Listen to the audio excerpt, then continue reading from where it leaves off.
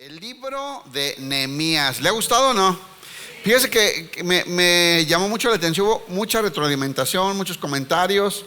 Muchos me escribieron, muchos me platicaron que se les hace muy práctico, ¿verdad? Son consejos muy prácticos los de este libro, y que cosas que tenemos que cambiar y mejorar. Pues me da mucho gusto que lo reciba con ese entusiasmo. Muy bien, vamos a continuar. Tercer tema se llama manos a la obra. ¿Será que ya Nehemías va a poder comenzar a trabajar? Nos quedamos, recuerde usted, en que viaja a Jerusalén, consigue del rey, por medio del Señor, ¿verdad? Por medio de la oración, Dios le bendice y le da favor y bondad de parte del rey. El rey le da todo lo que pide, ¿verdad? Desde el permiso, desde cartas de autorización, hasta una escolta y la madera para reconstruir las puertas, el templo, y hasta una casa para él. ¿Cómo ve? ¿Por qué? Porque el Señor estaba con él, porque estuvo orando 6 meses de día y de noche, esperó el momento adecuado, y además tuvo la capacidad, la prudencia y la sabiduría de saber cómo tratar al rey, cómo acercarse, cómo pedir, cómo buscar, y ahora está listo para irse.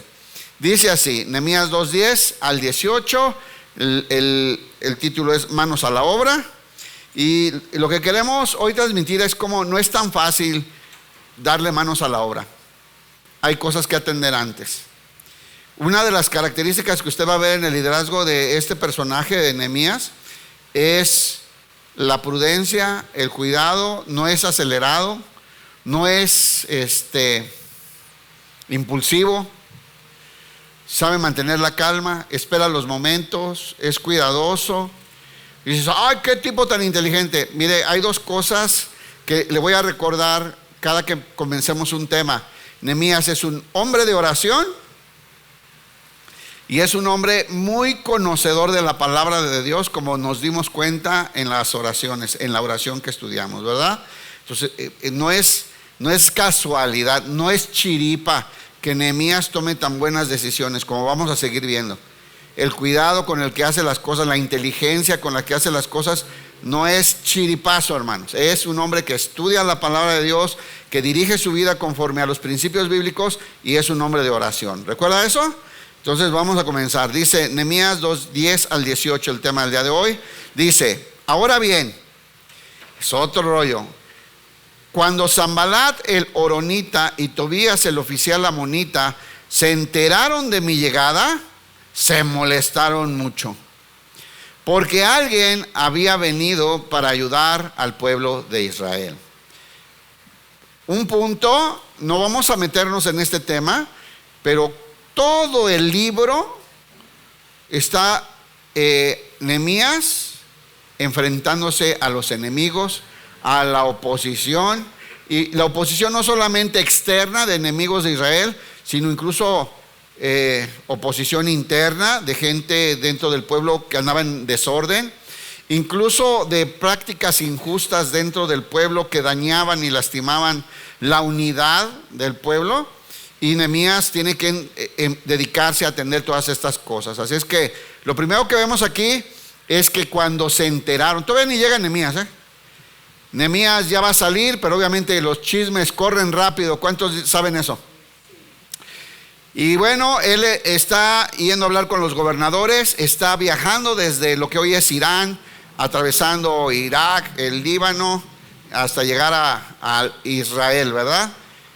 Y va hablando con los encargados de la madera, con los gobernadores, va escoltado, van capitanes con sus soldados con él, y eso, luego llegan las noticias a Jerusalén de que viene ayuda para Jerusalén, viene ayuda para los israelitas. Israel siempre ha estado rodeado de enemigos, hermano, no sorprenda hoy si ve las noticias. Eso ha sido toda la historia y será hasta el día que venga el Señor Jesús, ¿no? A acabar con los enemigos. Pero mientras siempre ha estado lleno de enemigos, y si alguien quiere ayudar a Israel, hay oposición, mucha oposición. Y aquí lo vemos, dice, ahora bien, cuando Sanballat el horonita y Tobías el oficial amonita se enteraron de mi llegada, se molestaron muchísimo. Hermano, Abra su oído así, grandote como el de Dumbo, como los míos. Estoy bien orejón, así. Escuche. Si usted comienza a trabajar en el propósito del Señor, y usted comienza a trabajar y a dedicar su vida, su tiempo, su energía y sus recursos a servir a Dios, va a haber oposición. Al enemigo no le va a parecer, hermano, y va a haber bronca. Va a haber problemas. De ahí que muchos que son cristianos a veces llegan a decir muy torpemente lo siguiente: me iba mejor antes de acercarme a Cristo. No le iba mejor, pero ahora pertenece al ejército del Señor y el enemigo le odia con odio jarocho. ¿Cuál es la razón? Que usted es un desertor. Usted antes era un soldado del diablo, servía a él, era esclavo del pecado. Usted era una chichincle del enemigo y el Señor lo usaba a usted para el chisme, para la maldad, para transear, para hacer cosas malas. Y ahora usted ha desertado y está en el ejército del Señor. Así es que su antiguo capitán y general lo quiere matar, lo quiere destruir. Hermanos, si nosotros le decimos al Señor: heme aquí, envíame a mí, úsame, Señor, no le va a parecer al enemigo, Bueno, ni a tu suegra, donde se entere que eres cristiano. Te desheredan luego. ¿Te acuerdas que te prometí el guajolote blanco? Pues ya no. Se lo voy a dejar a tu tía. Bueno, así es el asunto. No les parece. ¿Qué son ellos? Pues amonitas, oronitas, ¿verdad? Y falta Gesén, que al rato sale, el árabe. Son enemigos de Israel desde todo el tiempo, ¿verdad? Incluso todo este tiempo del exilio, estos 70 años, hubo intentos de gente que quiso levantar la ciudad, hacer algo por la ciudad, y estos luego iban con el chisme. Eso está, usted pueden leer en muchos libros. Los contemporáneos del tiempo del exilio, como Jeremías o Ezequiel, ahí podemos ver esto. Cómo estos siempre iban con el chisme con el rey de turno que estaba dominando en el exilio a Israel, y siempre echaban para abajo cualquier intento de ayuda a Israel o a Jerusalén. Así es que los enemigos luego se van a poner en contra de que tú quieras trabajar para el Señor, hermano, de que tú quieras hacer las cosas. ¿No te llama la atención que el día que te inscribiste a evangelismo, al día siguiente te ofrecieron un mejor trabajo con más dinero, pero que no te daba tiempo de ir al evangelismo? ¿Cuántos les ha pasado eso? Es real, hermano. Es como, a ver, también las otras fuerzas responden, ¿no? ¿Sabes? Si tú quieres, como Nehemías, recibir una carga, un llamado del Señor y ponerte a trabajar a favor de Él, se van a levantar los enemigos del Señor también y vas a tener oposición. Pero es un tema que vamos a ver en otra ocasión. Solamente vean este texto, Salmo 112, 7. Este salmo se los recomiendo. Este salmo habla de las características de los justos, cómo viven, cómo piensan, cómo actúan los justos, los que quieren agradar a Dios. También habla cómo Dios los trata, cómo les va a ir, y al final vemos, como vamos a ver ahorita, también habla del coraje y el rechinido de dientes que causa en los enemigos, ¿verdad? O sea, a los enemigos no les hace gracia que nosotros estemos construyendo el reino de los cielos aquí. Y aquí vemos esto, Salmo 112, 7 dice: ellos no tienen miedo de malas noticias. ¿Quiénes? Está hablando de los justos. ¿Dónde están los justos del Señor? Bueno, los justos, los que caminan confiando en Dios, los que caminan en las sendas del Señor, los que caminan alineados, los del ejército del Señor, no tienen miedo de malas noticias. ¿Verdad que nos llegan malas noticias? No tengan miedo. ¿Sí le llegan malas noticias o no? Sí. Aunque sea así, le llega el recibo de la luz cada mes, ¿no? Hasta se siente fue aquí, ¿sí o no? Cuando llega, entras y lo ves y ya sentiste así como un retorcijón. Los justos también recibimos malas noticias. Ellos, los justos, no tienen miedo. No tienen miedo. No temáis, dice el Señor. Yo estoy contigo, soy tu ayudador, no te dejaré, no te desampararé. Yo te doy la fuerza. Entonces dice, confían plenamente que el Señor los cuidará. ¿Quién dice amén? Entonces ya aprendimos a confiar. Sí vienen malas noticias, pero estoy en la mano del Señor. Estoy en el hueco de su mano, nadie me puede arrancar de ahí. El Señor está conmigo, no me dejará, no me desamparará. Y dice, confían plenamente que el Señor los cuidará. Tienen confianza y viven sin temor. Miren, Christopher no sabía que íbamos a platicar, pero cantó ese canto, ¿no? Sin temor, no temas delante de ellos, acuérdate de tu Señor. Y ustedes cantaron como si lo creyeran. Y tenemos que creer, esas son promesas y verdades de Dios. Tienen confianza y viven sin temor. Y pueden enfrentar, ¿verdad que hay que enfrentar la oposición? ¿Verdad que hay problemas, los tenemos que enfrentar? Y se pueden enfrentar triunfantes a sus enemigos. Comparten con libertad y dan con generosidad a los necesitados. Son características del justo, del que agrada a Dios, del que vive queriendo agradar a Dios. Comparte con libertad, dan con generosidad, como ahorita que pasó el botecito, ¿verdad, hermano? Que usted, ni un amén. O sea, no dieron. Sí, bueno. Así con generosidad a los necesitados, ¿verdad? Cuando se enteran que hay un hermano que tiene necesidad, buscan la manera de ayudar. Fíjense, sus buenas acciones serán recordadas siempre. Ellos tendrán influencia y recibirán honor. Sí, Dios levanta a esa gente. Dios levanta. En medio incluso de la persecución, a esa mesa delante de mí, en presencia de mis angustiadores. Ahí está. Los perversos lo verán y se pondrán furiosos. Cuando se manifiesta la vida del Hijo de Dios, del Hijo de Dios, del que refleja la vida de Cristo en su manera de vivir, que vive con justicia y que está trabajando en las comisiones de Dios, en el llamado de Dios, en los propósitos, en las buenas obras que Dios preparó para nosotros desde antes de la fundación del mundo. Cuando esa gente se levanta, nosotros, el enemigo se pone furioso, se lo aviso. Le da chorrillo. No le va a parecer. Sobre todo si eras uno de sus soldados favoritos. El enemigo se pondrá furioso. Rechinarán los dientes de enojo, dice aquí. ¿Sí está leyendo? Ahí le están poniendo. Rechinarán los dientes de enojo. Se escabullirán avergonzados con sus esperanzas frustradas. Eso es lo que les queda, porque la victoria nos es dada a nosotros. En Cristo somos más que vencedores.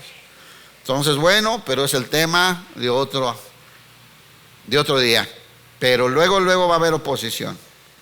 Sigamos entonces, verso 11. Aquí llega Nehemías a Jerusalén. Entonces llegué a Jerusalén. Después de meses, miren, los 6 meses que oró, habló con el rey, y luego todos los preparativos, el tiempo que tardó en preparar la caravana, el viaje, todo lo que se ocupaba, ¿verdad? Y llega a Jerusalén. Y 3 días después, dice, comienza a chambear Nehemías. ¿Qué hizo 3 días Nehemías? Como ya vimos cómo es Nehemías, ya sabemos lo que hizo Nehemías, Miren, primero era un hombre importante, ¿verdad? Seguramente mucha gente lo fue a ver, lo fue a recibir.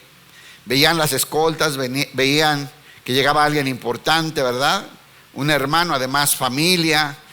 Recuerden que Nehemías en ese momento estaba conociendo Jerusalén, y mucha gente fue a verlo. Así es que recibió a gente, conoció gente, saludó a mucha gente, vio, escuchó, puso atención qué gente tenía buen prestigio, qué gente noble había ahí, quiénes eran los sacerdotes, quiénes eran los magistrados, quiénes eran los levitas, quiénes eran las familias más grandes, más importantes, mejor organizadas. Conoció gente, tenía que comenzar a trabajar pronto y él está mirando en quién se va a apoyar. Repito, Nehemías no era impulsivo, revisaba, pensaba, planeaba, investigaba, tomaba datos. Y hizo 3 días eso, conoció, vio, observó, preguntó, observó con mucho cuidado. Y 3 días después, Nehemías tenía que ir a conocer el problema personalmente. ¿Cuál era el permiso del rey? ¿Cuál era la comisión de Nehemías? Reconstruir el muro y las puertas, ¿cierto? Y él, antes de decirle a nadie, no le dijo a nadie a qué iba. Nadie sabía, hermanos. ¿Cuántos saben ese proverbio bíblico que dice, calladito te ves más bonito? Miren, ¿cuántos no se pueden callar? Saben un secreto, traen un proyecto, algo importante va a pasar y no pueden callar. Nehemías fue muy importante, muy inteligente, porque conoció a la gente, estuvo con ellos 3 días y nadie sabía la autoridad que traía, ni la comisión de parte del rey, ni el propósito al que iba, nada, hermanos. Él quería buscar gente con quien podía trabajar. Si se presenta como el nuevo gobernador y toda la autoridad, ¿qué pasa cuando llega alguien así? No puedo usar la palabra lambiscón, pero ¿cuál podré usar? ¿Cómo diré? Bueno, no sé, cuando me llega la iluminación les digo, ¿sale? Pero Nehemías no le dijo a nadie a qué iba. Se dedicó a conocer gente, a ver, a observar, a escuchar. Y después de esos 3 días salió a revisar la obra a la que venía sin que nadie supiera. Verso 12.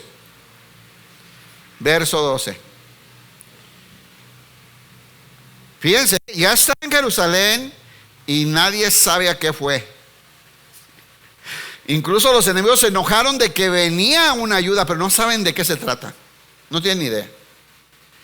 Dice el verso 12: me escabullí durante la noche, que nadie se enterara, que nadie supiera, llevando conmigo a unos cuantos hombres, seguramente algunos de su escolta, y necesitaba alguien de ahí que conociera todo, ¿cierto? A eso se dedicó 3 días, a ver a quién le iba a decir, acompáñame, sin que nadie sepa, a recorrer toda la muralla. Y ahí va Nehemías, llevando a unos cuantos hombres. No le había dicho a nadie acerca de los planes que Dios había puesto en mi corazón para Jerusalén. Qué importante es ser prudente, esperar el momento para hablar. ¿Se acuerdan cuando habló con el rey? Esperó medio año, 6 meses orando de día y de noche, y esperó el momento oportuno, como platicamos la semana pasada. Es un rasgo de alguien inteligente, hermanos. Repito, no es inteligente porque nació con un coeficiente intelectual muy elevado. Es inteligente porque rige su vida conforme a los principios de la palabra de Dios. Ya vimos que es un entendido de la palabra y un hombre de oración. Dice así: no llevamos ningún animal de carga. ¿Qué quería? No hacer ruido, no hacer escándalo, pasar desapercibido, de ser posible que ni se enteraran que había salido. Con excepción del burro, agarró un burrito en el que yo cabalgaba y empieza a recorrer. Salí por la puerta del valle cuando ya había oscurecido. ¿A qué hora empezó? Esperó que se hiciera de noche. Esperó que se hiciera de noche. Regularmente dentro de Jerusalén casi no vivía gente, Muy poquitos se atrevieron a vivir ahí porque no había protección, estaban a expensas de los enemigos. Pero se esperó a que oscureciera. Dice, cuando ya había oscurecido, y pasé por el pozo del Chacal hacia la puerta del estiércol. para inspeccionar las murallas caídas y las puertas quemadas. ¿A qué fue? ¿Cuál es la comisión para lo que pidió permiso al rey? Para ir a reconstruir las murallas y levantar las puertas. Y Nehemías solamente tiene noticias, tiene una idea de cómo están, pero él no ha visto con sus propios ojos, no se ha cerciorado del nivel de destrucción y del tamaño de la obra que le espera, y él va y personalmente investiga la situación.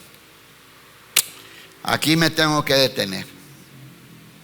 ¿Cuántos, cuando viene una situación, un problema, nos llega un chisme, una noticia, antes de actuar, antes de reaccionar y antes de tomar decisiones, vamos y nos cercioramos, investigamos, preguntamos? ¿Saben cuántos problemas nos hubiéramos evitado en muchas etapas de nuestra vida si hubiéramos tenido calma? Si no hubiéramos reaccionado pronto, con urgencia. Si nos llega una noticia y antes de reaccionar voy y verifico, reviso, observo, investigo, nos hubiéramos evitado problemas en nuestra vida, malas decisiones. Aquí hay un principio buenísimo, hermano. Yo le voy a decir una cosa, son de las cosas que más me ha gustado aprender ahora que soy pastor. Tantas cosas que hay que decidir, tantas cosas que hay que tomar un rumbo. Y los primeros años, pues era muy rápido y la regamos mucho. Yo no digo que ya no la reguemos, no somos perfectos, solo Jesús lo fue, pero cada día la regamos menos. Y aunque esté la presión de que la gente quiere que reacciones tan rápido, ¿no? Pasa algo y siempre hay un grupo que tiene unas ganas de que apedreemos mañana al hermano que falló. Pero le urge. Y el haber aprendido a tener calma, así yo después lo veo tranquilo, yo reviso, yo veo y de verdad me pongo a revisar, pregunto, hablo con las personas. Un montón de cosas estaban infladísimas o estaban fuera de contexto o no había balance en la información. Y otras veces, cuando ya había investigado bien, ya se había arreglado el problema. Me ha pasado un montón de veces. ¿Y qué diferencia cuando era yo impulsivo? Estaba más chavo, la papada era más pequeña. Nos faltaba sabiduría. Aquí hay un punto, un principio muy bueno, hermanos. Nehemías no se va con toda la información y vaya que había investigado y preguntado, va y revisa. Yo me imagino a Nehemías, por como veo que es, que llevaba su libretita en tal lugar, junto a tal puerta, aquí está todo tumbado, aquí no hay nada, aquí hay que traer todo. De este lado, pues está todo el material, nomás hay que pegarlo, acá sí no hay nada, acá hay que traer madera nueva. Y hizo, y revisó, y pensó, y le aventó toda la noche a hacer un trabajo minucioso de investigación, de revisar él mismo el tamaño del problema, de cerciorarse verdaderamente cuál era la magnitud de la empresa que ahora se le había encomendado. Quiere ver el problema de primera mano. Verso 14. Sigue Nehemías. Salió cuando oscureció, ¿verdad? Para que nadie sepa dónde fuimos, con unos poquitos de confianza, sin hacer ruido. Esperó a que se hiciera de noche y empezaron a ir a revisar toda la muralla. Luego fui a la puerta de la fuente y al estanque del rey. Pero mi burro no pudo pasar por los escombros. O sea, en esa zona estaba todo derrumbado, estaba tapado el paso, no había cómo seguir. Y dice, pero mi burro no pudo pasar por los escombros y nos tuvimos que regresar. ¿Sí dice así? Ay, hermanos, tenemos mucho que aprender. ¿Quién no pudo pasar porque había muchos escombros? ¿Quién? El burro. ¿Y qué creen que hizo Nehemías? Mandó al burro de regreso. Él siguió sin burro. Él salió con un propósito, necesitaba hacer una investigación. Era muy importante para poder tomar decisiones después. Él tenía que saber perfectamente los lugares, las necesidades, dónde estaba peor, dónde estaba mejor, dónde se necesitaba más gente, dónde menos, ubicar los lugares de la muralla, todo. El burro no pudo pasar, se regresó el burro o lo amarraron ahí, pero él siguió adelante. Pregunta, ¿a ti qué cosas te detienen en los proyectos que Dios te encarga? El burro se regresa. No se enoje de este burro. Pero nosotros seguimos, ¿no? Híjole, ya se ofendió. ¿Nosotros seguimos o no seguimos? Es algo para el Señor. ¿O a ti qué te detiene? En algo que es para el Señor. Y te regresas. Ay, no pude ir porque se descompuso el carro, pastor. Y vive enfrente, ahí, al lado de Pancho. Y tú, ay, tiene 15 cuadras esta hermosa ciudad. ¿Qué cosas te detienen a ti? ¿Cuáles son tus pretextos? ¿Cuáles son tus buenas razones para dejar cosas a la mitad? ¿Te acuerdas cuántas cosas has dejado a michas? Empezadas y no seguiste. Yo creo que hay que aprender, ¿no? No pudo el burro, pero Nehemías salió con algo que hacer y terminó la tarea. Había que seguir. A veces viene uno con la pata ponchada, con un ojo medio tuerto, hay que seguir, hermano. Mire, ¿ha visto las escenas de la crucifixión? Jesús ya no podía, hermano. Y siguió. Y siguió. Y siguió. Y siguió. A la cruz. Porque a eso vino a este mundo.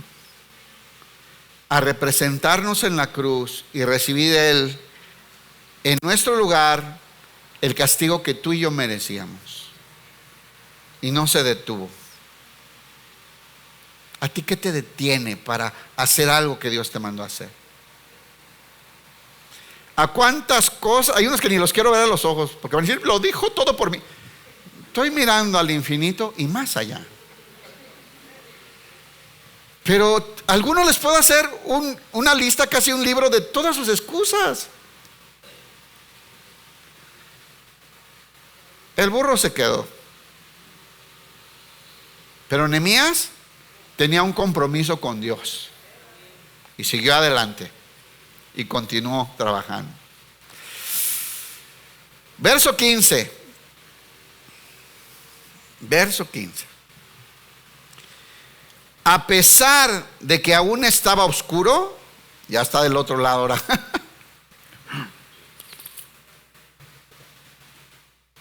Fíjense, dice, esperó a que oscureciera. Cuando oscureció, salió, ¿no? Y ahora, como dice aquí, a pesar de que todavía estaba oscuro, o sea, ya iba a amanecer. Se pasó toda la noche en ese trabajo. No me extraña porque se pasó medio año orando de día y de noche al Señor, rogándole que lo enviara y que le diera favor delante del rey para dejar su vida cómoda e ir a reparar las murallas de Jerusalén. A pesar de que aún estaba oscuro, ya iba a amanecer, pero todavía no amanecía. A pesar de que aún estaba oscuro, subí por el valle de Cedrón. Difícil, una subida, un valle que había que subir. E inspeccioné la muralla. revisé la muralla, no me faltó ni un metro de revisar. Antes de regresar y entrar nuevamente por la puerta del valle, le dio la vuelta entera a la muralla. Claro, llegó cuando iba a amanecer y terminó su tarea. Es el tipo de liderazgo que la iglesia hoy necesita, hermanos. Gente, eso se llama determinación, ¿sí o no? O sea, esto voy a hacer y voy a continuar y no me voy a rajar y le voy a meter y el Señor está conmigo y voy a continuar adelante y dale, ¿no? Él necesita ser un ejemplo. Bien. ¿Cuántos son padres de familia? Levanten su mano. ¿Cuántos tienen esposa? Con eso tienen, ¿eh? Eres líder de tu esposa. Eres el ejemplo. Eres responsable. Y tienes que mostrar estas cualidades, estos principios de esforzado y valiente. ¿No le decían así a Josué? Tú solamente esfuérzate y sé muy valiente. Nadie te podrá hacer frente todos los días de tu vida. Así como estuve con Moisés, estaré contigo. Te mando que te esfuerces y que seas valiente en obedecer lo que te digo. No te separes de mis instrucciones ni a izquierda ni a derecha.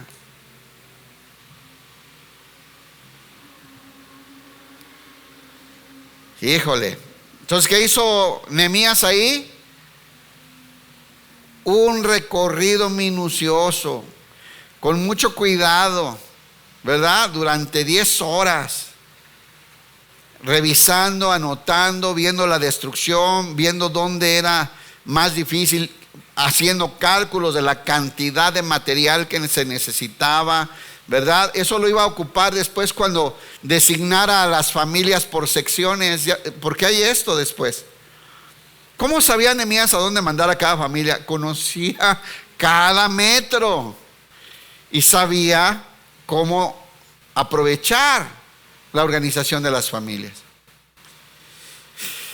Tomando nota de la destrucción, de las necesidades, de las cantidades, de las distancias, de lo vulnerable, de lo peligroso. Seguramente había lugares más expuestos a los enemigos, ¿verdad? Todo eso tenía que conocer antes de comenzar a tomar decisiones. Hermano, tienes un proyecto, revisa bien, investiga bien, pregunta, asesórate, ve tú personalmente. Mira, cuando te digan un chisme y tú quieres arreglarlo, ve directamente con la persona y pregúntale. No te lleves chismes. Yo a veces hago eso, me dicen algo y ok, déjalo ver, pero yo me pongo a ver si es cierto, a ver, voy a revisar, voy a preguntar, me voy a acercar, o sea, tienes que revisar, no tomar decisiones sin tener suficiente información. Verso 16 nos recuerda a Nehemías.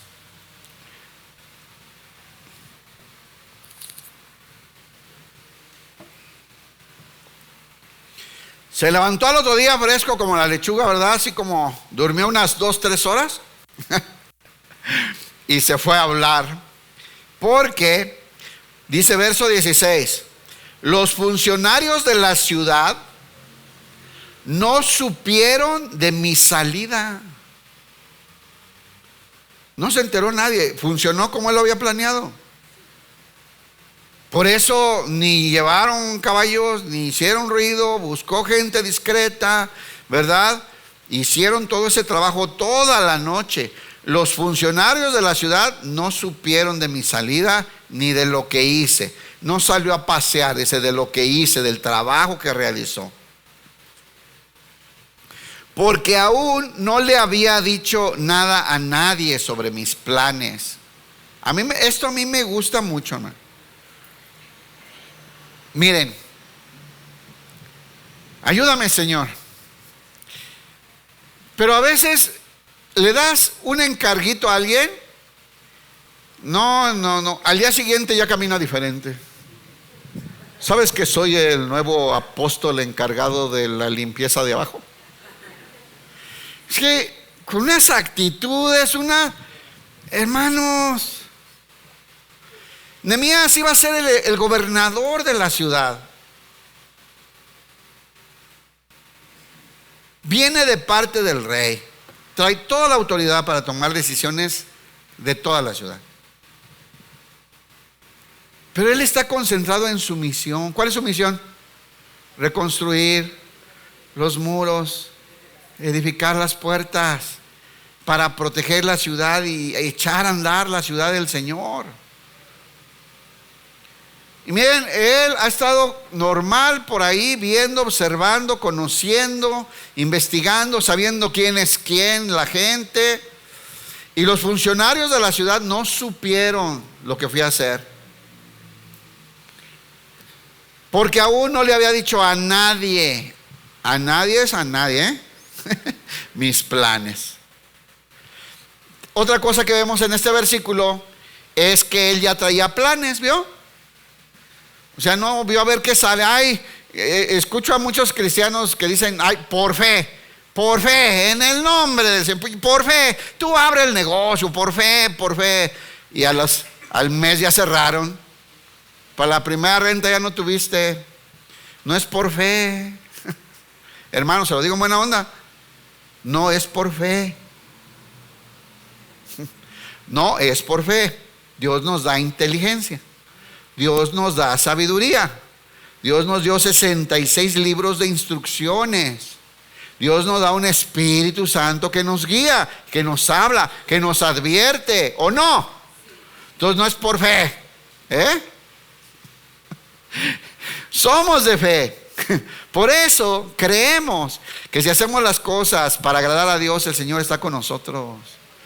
Pero sabemos tomar decisiones con los principios que Dios nos enseña, hermanos. Dice, no, Nehemías era tremendo. Nehemías era alguien que obedecía a la palabra y que oraba. Era prudente. Era por la palabra de Dios, por el conocimiento del Señor. No veía TikToks todo el día. No andaba en el Face. Estudiaba, hermano, conocía lo que el Señor enseñaba. Híjole, Eclesiastés 3:7. Ya saben, Eclesiastés, escrito por el hombre más sabio que ha existido en la historia de la humanidad, por Salomón. Y dice así, Eclesiastés 3:7. Hay tiempo para rasgar y tiempo para remendar. Hay momentos en que hay que rasgar una prenda para hacer unas tiras, un lazo, unos mechudos, pero hay tiempo que es para remendar, para darle más vida a algo, ¿verdad? Un tiempo para callar y un tiempo para hablar. Créame, hermano, que si nosotros mejoráramos en saber discernir cuándo es buen tiempo para estar calladito, nos iría mucho mejor.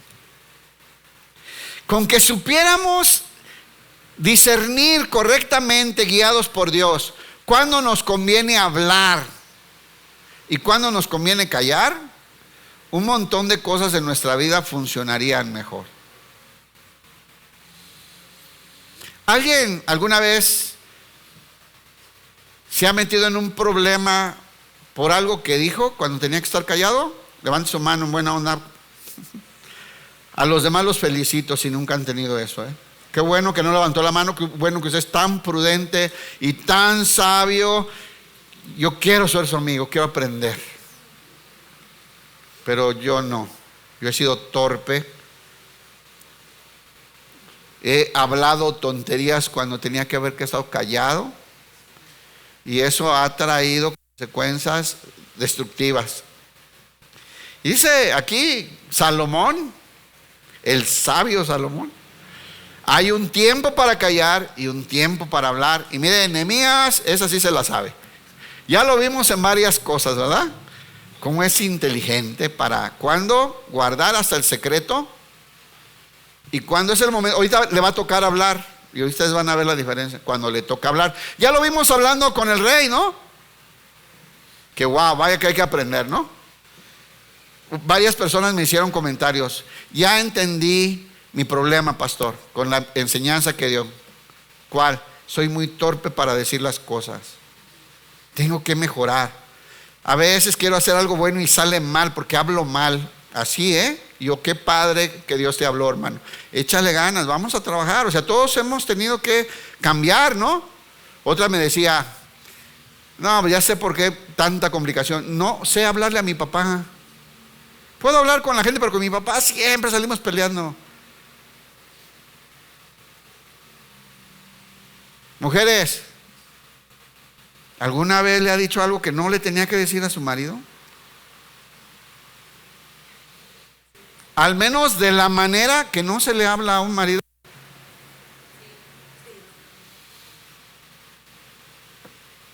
Aquí hay un principio grandote, hermano. Eso parece como insignificante, eso es grandote. Si no, revisen a Santiago lo que habla acerca de la lengua. Ya no da tiempo hoy, pero véanlo en el libro de Santiago. Sigue Nehemías, dice, todavía no había hablado con los líderes judíos. Nadie sabía a qué vine. Luego todos se preguntan, ¿a qué vino este? ¿Qué querrá? ¿No? Todavía no había hablado con los líderes judíos. Fíjense cuánta gente hay. Líderes judíos, los sacerdotes, los nobles, los funcionarios. Ni con ningún otro en la administración. Estos administradores eran del rey Artajerjes. Los que recaudaban los impuestos ahora están subyugados por los persas. Nadie sabe a qué vine. Mateo 10:16. Tenemos que aprender de la prudencia de Nehemías. Es prudente, es cuidadoso, espera los tiempos, espera los momentos, busca las palabras, ora y le pide a Dios, revisa, planea, organiza, se esfuerza. Está padre, me encanta este libro. Me gusta mucho y siempre que lo estudio, lo reviso, me acuerdo y hay que rectificar esto. Estoy fallando en esto, aquí estoy descuidando. Dice el Señor en Mateo 10:16, miren, o sea, pongan atención, observen. Miren, los envío como ovejas en medio de lobos. Mire, Nehemías sabe que va a tener peligros y problemas y situaciones y que tiene que empezar a tener mucho cuidado en quién va a confiar. Y él espera los momentos correctos y oportunos. Y necesitaba mucha más información para hablar, ¿no? Miren, los envío como ovejas en medio de lobos. Por lo tanto, aquí va la instrucción. Pare la oreja. Por lo tanto, sean astutos. Tenga astucia, póngase vivo. Dijeron en Venezuela, mosca. Dicen, va a estar mosca. Estás atento, muy revisando todo. ¿No? Por lo tanto, sean astutos como las serpientes. Las serpientes son muy astutas. Esta característica de Nehemías la tienen las serpientes. No estoy hablando del diablo, estoy hablando de la viborita, por favor. Que el diablo también es astuto, pero no estamos hablando de él.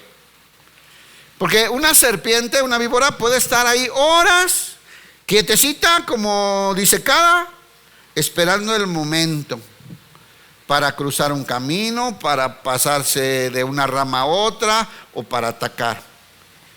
O sea, es cuidadosa, muy cuidadosa. Sean astutos como serpientes. Póngase vivo, hermano. ¿Cómo que no firmó? Al revés, ¿verdad? ¿Cómo que firmó y no conocía al que salió usted fiador? ¿Por qué?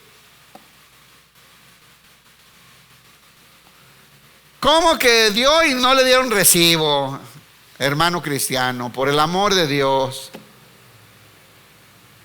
Es que confía en él porque como va a la iglesia, hermano, ¿qué pues? Si se meten los lobos acá, hay de todo.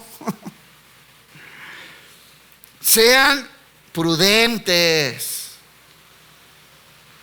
En la Reina Valera dice al revés: sean buenos como palomas y prudentes como las serpientes, ¿no? Sean astutos como serpientes, pero fíjense, e inofensivos. O sea, el Hijo de Dios es el Hijo de Dios. Es muy prudente, es cuidadoso, va a planear, va a pensar bien, va a saber con quién se junta, con quién no, con quién habla, con quién no habla, con quién hace negocios, con quién no hace negocios, con quién me puedo casar y con quién no. El hijo tiene que ser prudente, pero eso sí, manso, bueno, inofensivo, porque representamos a Cristo, hermanos. ¿Verdad que sí? Entonces aquí vemos a este hombre que es muy cuidadoso en lo que está haciendo. Verso 17. Pero ahora les dije, llegó la hora de hablar. ¿Qué ha estado haciendo Nehemías? Calladito, nadie sabe a qué vino, y aparte se ha dedicado a conocer gente, a medir. Este tiene muy buen prestigio, aquel nadie lo quiere, ya vi que nadie se le junta, ni siquiera a las fiestas de traje de la iglesia lo invitan. ¿Qué traerá? O sea, está observando todo. Es que nadie me junta, por algo será que no. Voy a revisarlo, voy a ver. Así andaba, observando. Con esa gente va a tener que trabajar después, tiene que conocerlos. Y llegó la hora de hablar. ¿Con quién tienen que hablar? Miren, tienen que hablar con los líderes, los sacerdotes, los nobles. Los nobles son de las familias importantes establecidas. Los funcionarios, ni con ningún otro de la administración. Con esos tienen que hablar. Ahora les dije, se acabó el tiempo del silencio. ¿Verdad que hay tiempo para callar y hay tiempo para hablar? Mi hermano, si mi esposa me dice: mi amor, ven, necesitamos hablar.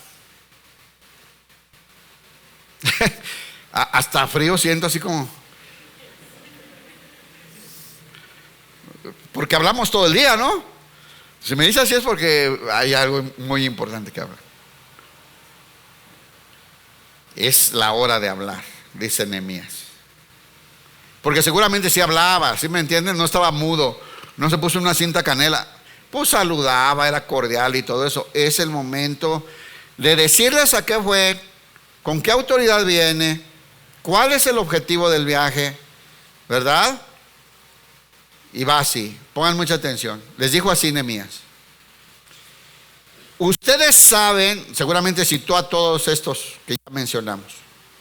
Ustedes saben muy bien, aquí me gusta esto, me acuerdo de Pedro que decía: y ustedes saben muy bien, este Jesús que Dios levantó con señales y milagros que todos ustedes vieron, ustedes lo saben bien, ¿verdad? Y les voy a hablar algo que ellos saben muy bien, viven ahí, están ahí. Y les dice: ustedes saben muy bien las dificultades en que estamos. ¿De qué les va a hablar Nehemías? A lo que fue. Nehemías fue porque tenía un dolor y una gran carga al ver la desgracia en la que vivía la gente que estaba ahí. Vivían en una gran desgracia. Pero fíjense lo que le voy a decir. ¿Verdad que a veces hay gente que vive en desgracia y ya se acomodó a vivir así? ¿Verdad que sí? ¿Verdad que hay gente que vive muy mal y ya ni cuenta se dan lo mal que viven? ¿Ya se adaptaron? ¿Ya hicieron su forma de vida esa y piensan que está bien? Y esa gente dice: ¿y qué tiene de malo? No estamos tan mal, hay otros más peor. ¿Qué daño le hago? ¿A quién le hago daño? ¿Es mi vida? Así somos felices. ¿Saben cuántas veces me ha tocado esta escena? Lo digo con respeto. Me ha tocado esta escena con un matrimonio sentados y decirles: ¿cómo están? ¿Cómo viven? ¿Son felices, hermanos? Y que uno diga: sí, pues lo normal, vamos bien. Y empieza a llorar la esposa. Pues no están bien. no están bien, no son felices, no está padre, no está bonito, pues ya se acostumbraron a vivir así. Pero como nunca nadie les había preguntado, hasta creen que es normal vivir así, ¿no? Y siendo cristianos, hermano. Y piensan que es normal que se dejen de hablar 2, 3 días por un cristiano. Matrimonio es cristiano. Que aquel se enojó y entonces pretexto para llegar oliendo a cerveza. Es normal. Que me tuve que ir a quedar con mi mamá porque aquí me maltrataron. ¿Es normal para llamarse cristiano eso? Bueno, aquí vivían horrible. Estaban en una terrible desgracia, como lo vimos en la primera enseñanza, ¿no? O sea, es una desgracia como vivían. Pero algunos hasta hacían buen negocio en esa situación, como vamos a ver más adelante. Unos hasta estaban de usureros, otros se enseñoreaban de algunas gentes, otros decían, pues así nos tocó vivir, pues ya, ¿qué le íbamos a hacer? Sí, hermano. Y les dice, no, ustedes saben bien, pero miren lo que me gusta aquí, dice, ustedes saben muy bien las dificultades en que estamos. Ese es un líder, hermano. Estamos. Que llega Nehemías y se pone la camiseta, tenemos un problemón. Y ustedes lo saben bien. Las murallas están derribadas y las puertas quemadas a fuego. Rodeados de enemigos. Nadie quiere vivir dentro de Jerusalén. El templo está abandonado hace 70 años. Somos el hazmerreír de los que nos rodean. Eso se llama oprobio, que usted lee en la Reina Valera. O sea, somos la vergüenza, nos ridiculizan, se burlan de nosotros. Ustedes lo saben bien, no les vengo a contar algo nuevo. Pero nadie está haciendo nada. Ya se acomodaron, ya les gustó. Y es una desgracia que los hijos de Dios vivamos así. Qué difícil es a veces explicarle a alguien que está cómodo en una vida de desgracia, hermanos. Concientizarlos de que para nada es el plan de Dios que sus hijos vivan. Sabía que era un momento complicado de explicar eso. Espero haber transmitido lo que quería decir. Dice, estamos en dificultades. Estamos. ¿Qué hizo Nehemías ahí? Ya se puso la camiseta, ¿no? Cuando Jesús se bautizó, ¿qué hizo Jesús ahí? ¿De qué se trata ese episodio? De que Jesús toma la causa del hombre sobre él. Algo que ya Dios lo había mandado, ¿no? Dice, Juan, ¿cómo te voy a bautizar? Más bien yo necesito que tú me bautices. Es necesario que se cumpla toda justicia. ¿Qué hizo Jesús ahí? La justicia de Dios que va a venir sobre el hombre, yo la voy a llevar desde hoy. Se identifica con la causa del hombre. Nehemías se está identificando.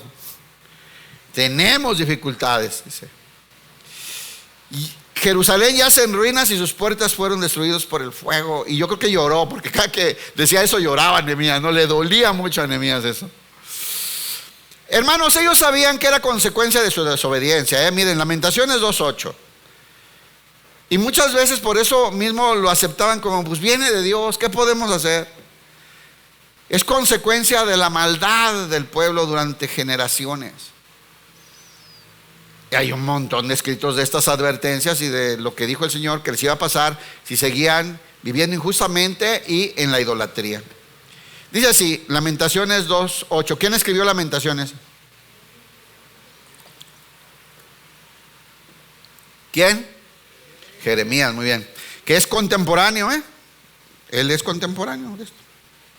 Unos años antes escribió esto. Dice, el Señor decidió destruir las murallas de la bella Jerusalén. Hizo cuidadosos planes para su destrucción. Después los llevó a cabo. Por eso los terraplanes y las murallas cayeron ante él. Ellos sabían por qué vivían así, por qué fueron destruidos, por qué fueron llevados al exilio, ¿verdad? Y que es juicio de Dios. Pero también sabían que había promesas de devolver al pueblo a Jerusalén, de restaurar la ciudad y de levantarla. También sabían.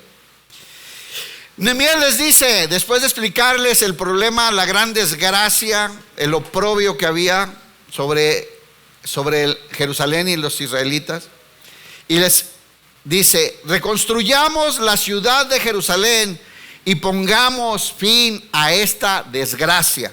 ¿Cómo le llama Nehemías a su forma de vivir? Estaban acostumbrados a vivir así, Y dice: reconstruyamos. ¿De qué se trata el libro de Nehemías? Se trata de reconstruir la identidad nacional como el pueblo de Dios. Un pueblo donde el Señor sea alabado y sea adorado. Reconstruyamos la muralla de Jerusalén y pongamos fin a esta desgracia. Hermanos, ¿cuántos podemos entender que el Señor nos llama a nosotros para poner fin a cosas que son una desgracia?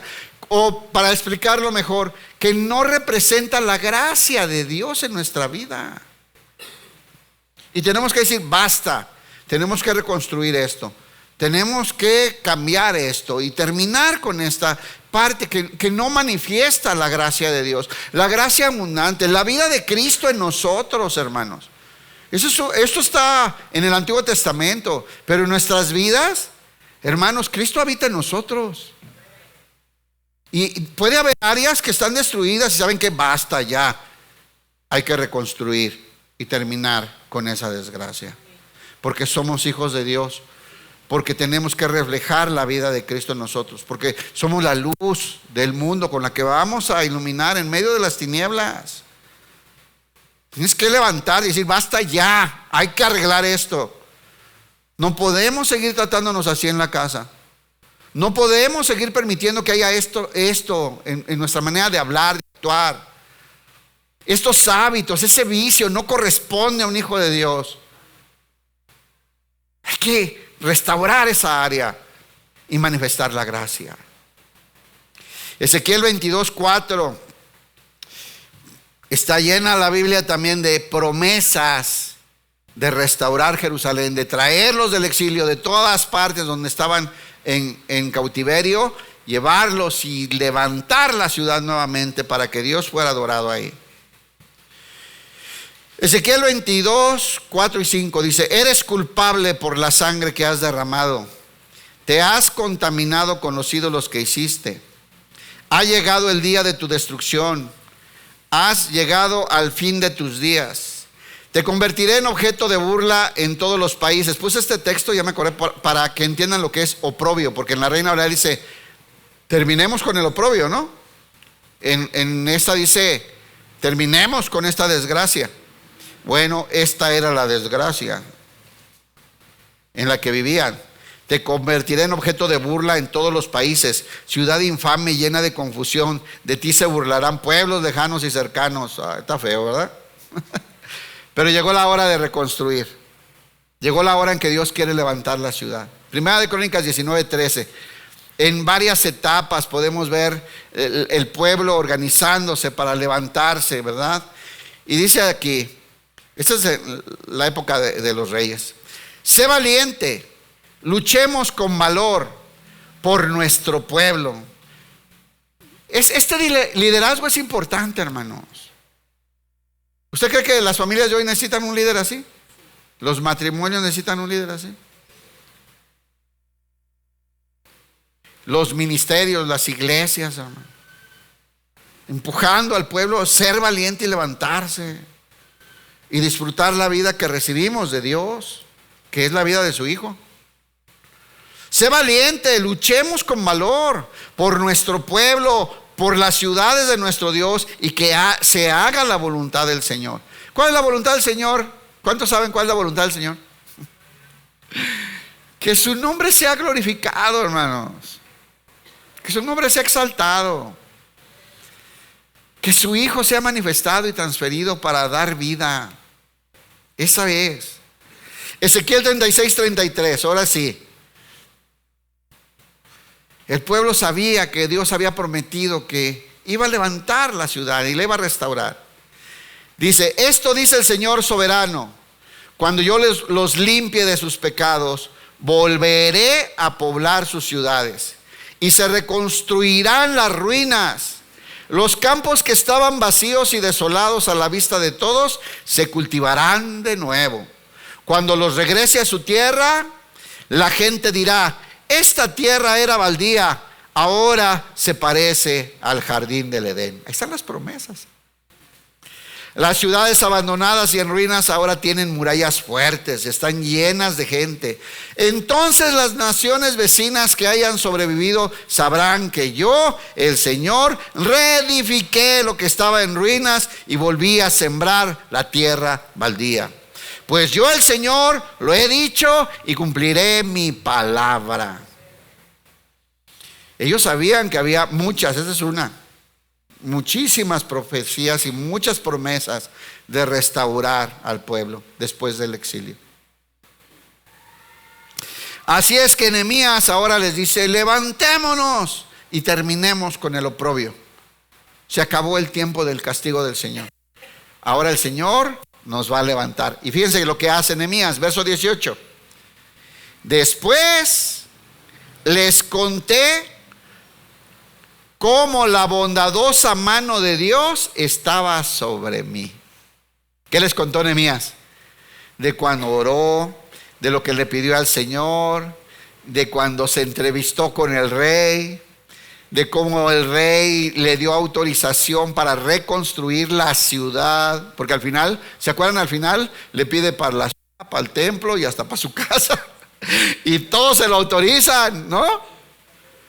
Y entonces Nehemías ahora les va a contar cómo esto, a lo que él los está empujando, a lo que les está invitando, a lo que los está motivando, arengando, la palabra que a usted le guste, viene de Dios. Es un plan de Dios. El Señor está avalando este proyecto de levantar las murallas. El Señor me dio la gracia delante del rey. El rey nos autorizó hasta escolta, materiales, y el Señor, vengo con la autoridad de tomar las decisiones porque el rey me autorizó levantar y construir y restaurar. Y como Nehemías decía cada rato, porque la mano de Dios ha estado a mi favor. Entonces, ¿de qué les dice? Es un plan de Dios. El Señor viene conmigo, el Señor me ha dado la gracia y ahora es hora de reedificar la ciudad y acabar con el oprobio. Hermanos, imagínense el texto que estamos viendo, el momento que estábamos hablando. Ahora, nosotros hemos sido comprados por la sangre de Cristo. Decía Héctor, se paga un precio muy alto por nosotros, ¿no? Ahora el Espíritu Santo viene y habita en nuestra vida. Y nos capacita para las buenas obras, ¿se acuerdan? Creo que es Efesios 2:10, si alguien me confirma. Ahora, por medio de la vida de Cristo, nosotros estamos preparados para toda buena obra que Dios preparó para nosotros desde antes de que hiciera el mundo. ¿Usted cree que el Señor nos va a dar lo que necesitamos para que su propósito se cumpla? Yo le voy a decir, hermano, levántese y construya. Levantémonos y terminemos con esas áreas de limitación, de frustración, de soledad. Porque el Señor nos quiere levantar y nos quiere poner en un lugar donde seamos luz en medio de las tinieblas, manifestándose en nuestras vidas. Hermano, levantémonos a formar y construir familias que amen a Dios, matrimonios que reflejen a Cristo, iglesias donde se predique a Jesús y su gracia, el que Murió en la cruz para comprarnos para Él y nos dio vida eterna. Es hora de levantarse y es hora de edificar vidas que expresen a Jesús, matrimonios que reflejen la unión perfecta entre el Padre, el Hijo y el Espíritu Santo, y hijos de una generación que espere a Dios y que vivan para Él. Denle un aplauso al Señor.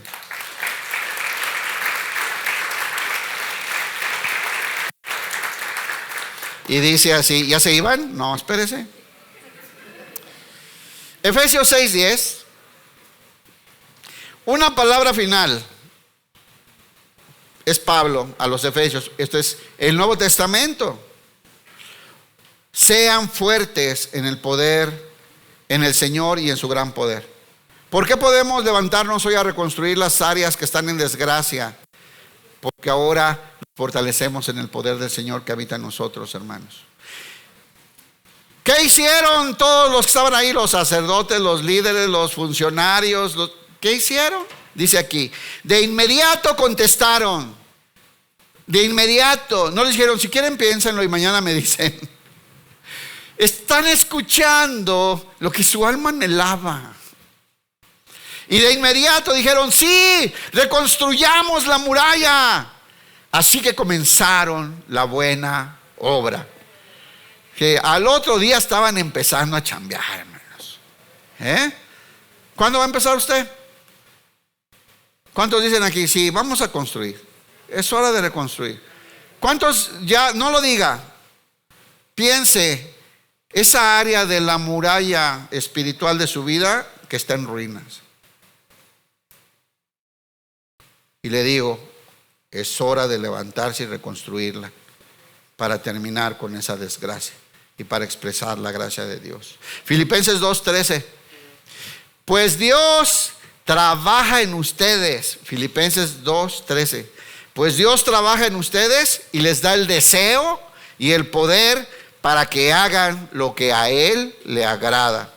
¿Usted cree que ese cambio que acaba de pensar a Dios le agrada? ¿Dios quiere que se haga? ¿Usted cree que Dios quiere que se restaure esa área? Pues Él le da tanto el querer y el deseo de hacerlo como las capacidades para lograrlo, porque es en Cristo que vamos a lograr los propósitos del Señor. Ahora sí, apláudele al Señor, póngase de pie.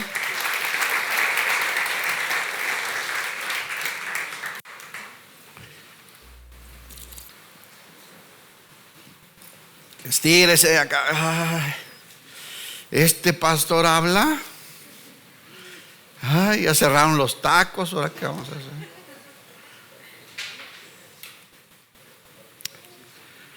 Ay, hermanos, cuando estaba yo escribiendo, yo decía, si yo reviso las áreas que están, que hay que reconstruir, que hay que levantar, que hay que fortalecer, que se han descuidado, y pude hacer una lista. Si usted no puede hacer una, es que es usted hipócrita, porque hay áreas que tenemos que trabajar. Hay que reconocer, hermano. Todos tenemos eso. No somos perfectos. Solo Jesús no tenía áreas que cambiar, pero nosotros sí, hermanos. Trabajemos. El poder de Dios habita en nosotros. Mire, el poder que levantó a Cristo de los muertos es el que ahora opera en nosotros para cumplir los propósitos del Señor. Vamos orando. Padre, en el nombre de tu Hijo Jesús, te damos gracias, Señor, por tu palabra, por tu Espíritu que habita en nosotros, por derramar tanta gracia.